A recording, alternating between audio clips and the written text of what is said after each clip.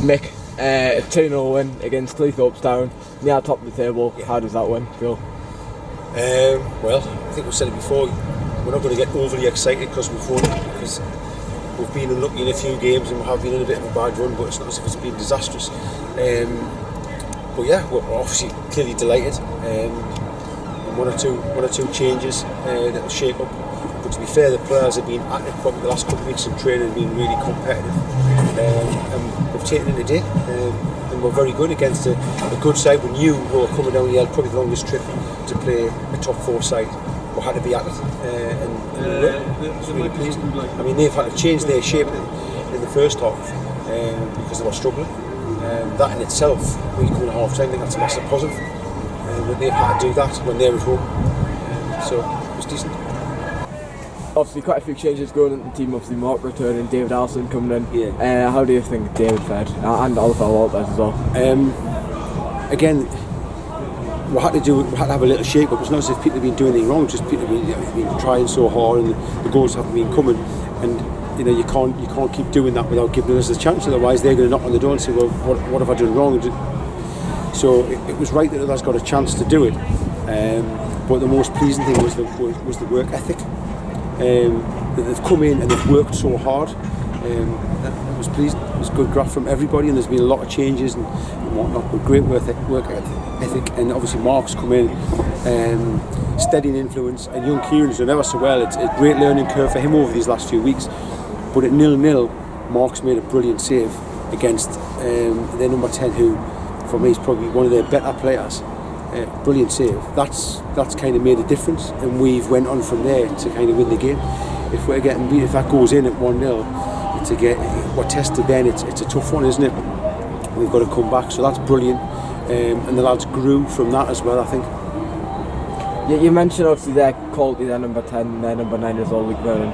But we've scored 2 good chances in the second half. Yeah. How did you see those? I thought they were both excellent goals. Great header for the first one, good delivery.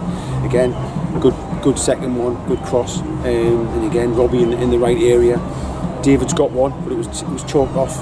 Do you know what? I can moan now because we've won, but that wasn't offside. I think other people have said it as well. It wasn't offside. I think the linesman's made a mistake. It was a great finish, but hey ho, it would have been classed as sour grapes if we got beat. So I'm going to highlight it because we didn't. I thought we've done well.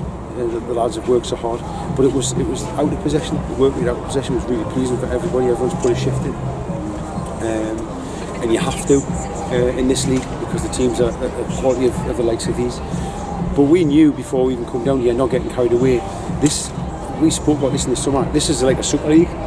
So there's 6 or 7 teams who've been in here from last year, the Stalwarts, the Pontefract Colliers, the Sheffield FCs.